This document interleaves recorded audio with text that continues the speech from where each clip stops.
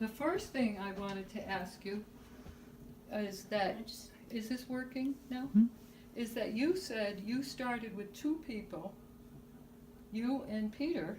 Oh, you mean about the I'm institute? going backwards now. Okay. Would you just tell us how you started Young Association here in Western Mass? Just a little bit. Yeah. Well, one day when I had my office in Northampton, Peter called and asked if he could come over. He was a student at the time. And so I said, sure, come on over. And he said, I was wondering if you would work with me and we could start an institute. So he finally talked me into it. And so when we started out, we may have had 7 people, maybe 8 on a good night that came to the different presentations. And I remember one time when we had scheduled a meeting and we went to the hall where we were supposed to have it, and it was all locked up tight. So here we were, probably 7 or 8 of us, walking around down Northampton trying to find a place where we could light and have our meeting. So one of the churches was open, and they invited us in to do it. And I think it was Ira Sharkey that was given the talk that night. And so then we had then we had a place at the Unitarian Church there in Northampton. And we were there for a while. I rented a place there. And we started to get a few more people. And so it just started to grow.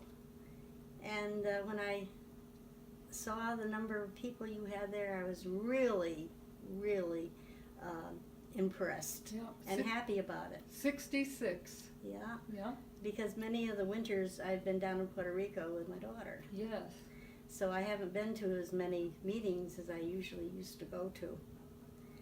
So, and you mentioned when you first came, or you mentioned that things are different because you mentioned in the beginning if you said you were a Jungian, what did they say?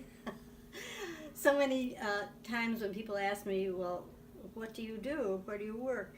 I said, well, I'm a Jungian analyst. They'd look at me rather confused, and they would say, a union what? I said, no, not a union. I said, a Jungian psychoanalyst, and then they would get it, you know.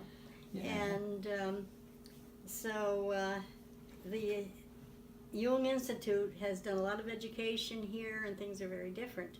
I haven't had that question in years. Lovely. So they must know who Jung was. Yes. Or at least the Jungian group does. Yeah, we have your book now. You've written this book, and I was curious what was going to ask you about the book. What is in your book? All right. Well, first I'll say I worked on that book for, about 20 years. I'd take it out, I'd write something, I'd put it away. I started writing, it was a grief process when I started it. It was after my husband had died, and we'd been married 40 years. And so I asked him, just before he died, what he wanted me to do with all his journals. Because the 2 of us had our journals. We could put them on the table, and either one would look at the others. We respected the fact that those had to be private, because if things go out too far, then it doesn't work. So anyway, he thought for a minute, and he said, I've seen how you use material. If they can help anyone, you're free to use them. And I thought that was quite a gift. So I started working on this, and as I said, I never expected to have it published. I just kept working on it. And I used some of the material in different lectures that I'd given around here and in Australia, and I gave it in Zurich and a few places like that. and they were pretty well received. And I got some questions after, which I was very thankful for, and I really listened to them. And one of the things I heard, who was this man? Because I realized that I hadn't put in much biography, because it was still pretty soon and I wasn't comfortable.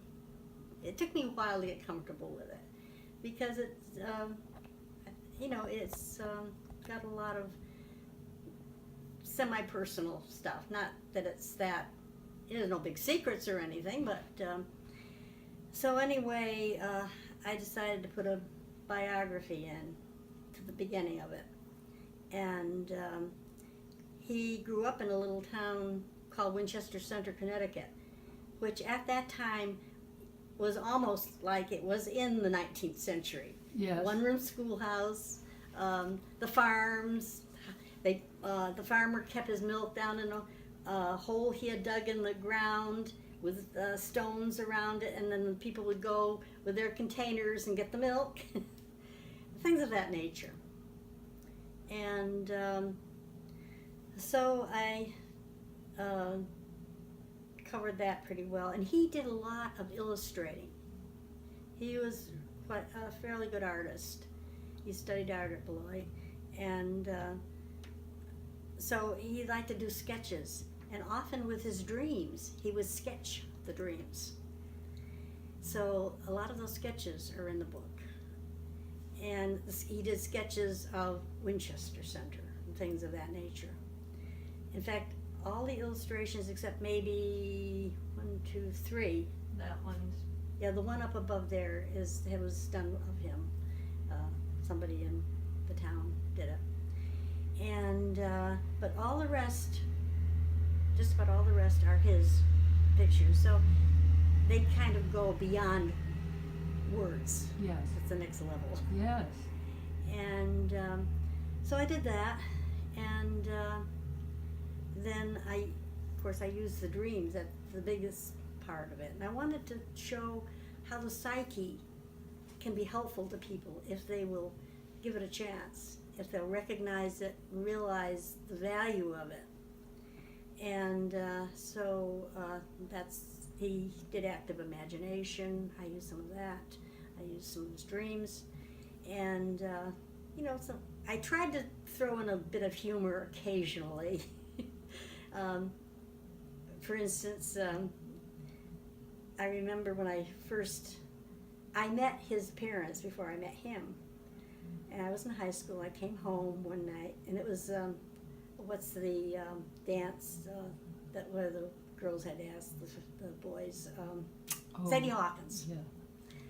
And I said to my mother, why can't you have friends who have sons my age? They're either little kids or they're too old.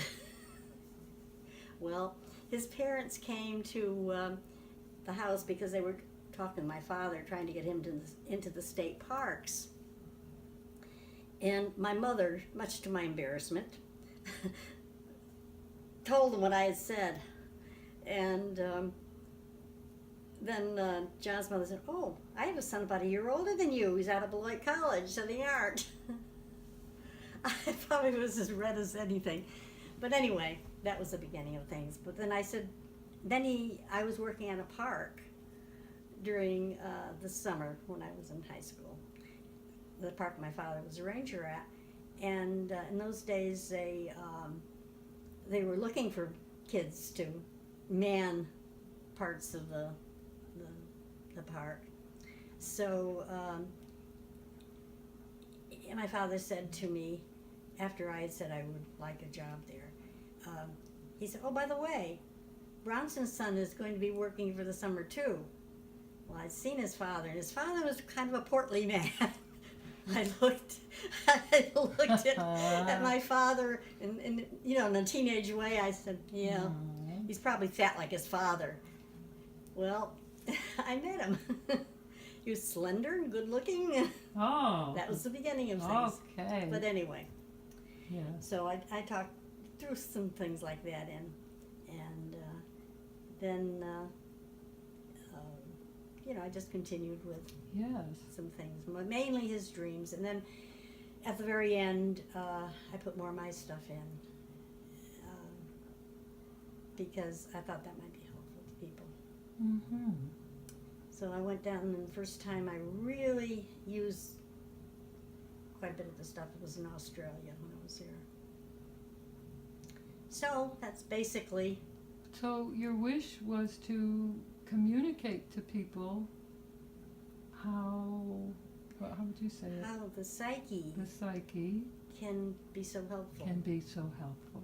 And the psyche knew before he had any symptoms what was going on. When I look Yes. back, I thought, oh my gosh, 2 years before. Yep. The psyche knew. Yep. So I think that one of my biggest hopes is that this book will help people to realize that. And so with that, I think that's so important. I'm so glad you said that. That to have people realize. Well, I'd like you to introduce yourself to. You are. I'm Barbara Bronson, and I'm a Jungian analyst, and I was one of the founders of the Jung group in Northampton. Yes.